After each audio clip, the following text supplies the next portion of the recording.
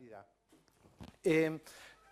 Antes de avanzar más, sentiros con libertad de preguntar, ¿sabes? No estamos planeando aquí una charla magistral, ya nos gustaría que esto fuera un workshop mucho más interactivo, pero como no podemos, porque tendría que ser quizás mucho más reducido, sentiros con libertad de preguntar, ni levantéis la mano, pedir el micrófono, lo tenemos por allí, os lo acercamos y hoy estamos, por supuesto, que a vuestra disposición. ¿Bien? Dicho todo esto, que no era más que ganar tiempo, vamos a arrancar con este lío del Account-Based Marketing. Como decía antes, queríamos hacer una primera introducción, una especie de puesta blanco sobre negro de qué estamos hablando cuando nos acercamos al Account-Based Marketing. Entonces, lo primero que pensamos, por un lado, por nuestra óptica, por de donde venimos, es la visión de qué es esto del marketing de contenido y qué impacto tiene o cómo se utiliza en el Account-Based Marketing. Vamos a diferenciar, aunque parece obvio, ¿por qué marketing de contenido B2B y B2C es diferente? ¿Qué impacto tiene eso en el contenido? Vamos a mencionar las metodologías quizás más conocidas como son el inbound marketing para después centrarnos y compararla con el account-based marketing y vamos a dar algunos datos. Y después, por supuesto, Ruel todas estas mentiras que yo os cuento, después se los dirá la verdad. ¿Bien? Entonces, marketing de contenido. Seguramente a muchos os suena, muchos habéis oído hablar de esto de marketing de contenido. Nuestra óptica, nuestro día a día, nuestro negocio, nuestros clientes tienen que ver con esto, ¿sí? Con esta definición que seguramente muchos conocéis, que es crear contenido relevante y valioso, distribuirlo, por supuesto, para llegar a una audiencia determinada. Esa es nuestra óptica. Cuando nosotros pensamos en términos de contenido, no lo pensamos solamente en términos informativos o divulgativos.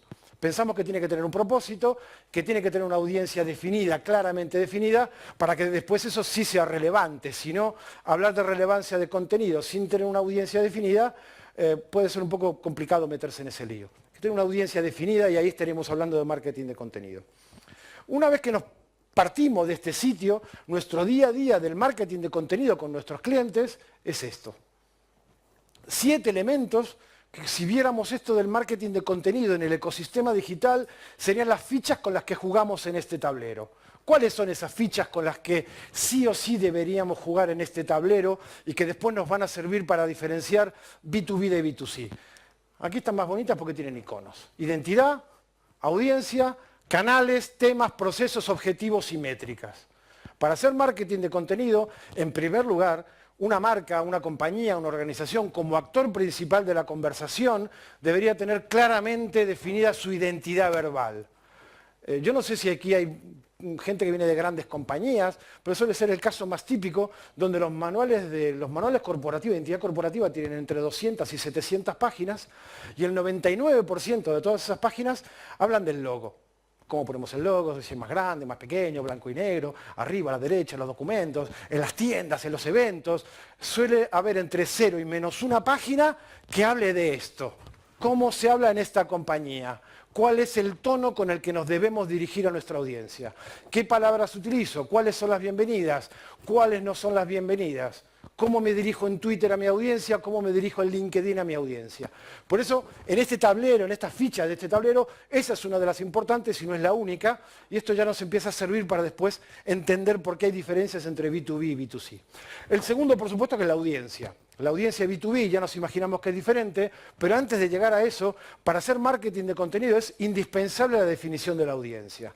Y cuando nosotros hablamos de definición de audiencia, no hablamos de segmentación. Esos son puros datos demográficos. Hoy por hoy, ¿no? ¿A qué tengo razón? Él me dice que sí. Bien, ya está. O sea, que alguien tenga entre 25 y 35, que digamos que alguien es un millennial, hoy por hoy nos dice muy poco. Con lo cual, ese puntito que dice audiencia significa empezar con una segmentación para llegar a lo que se llama un arquetipo.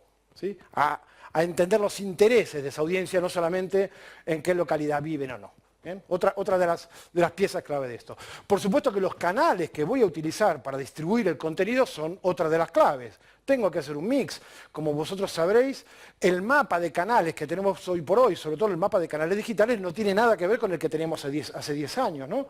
Y no solamente lo digo por las redes sociales, como gran grupo de canales digitales, sino por los influencers, por los bloggers, por medios digitales. Hay un mapa de canales enorme, muy diferente a como era hace 5 o 6 años, que hay que tenerlo en cuenta porque son las vías por las que queremos que nuestro contenido llegue a la audiencia. Así que si no hacemos este análisis primero, después resulta que, claro, el contenido no funciona.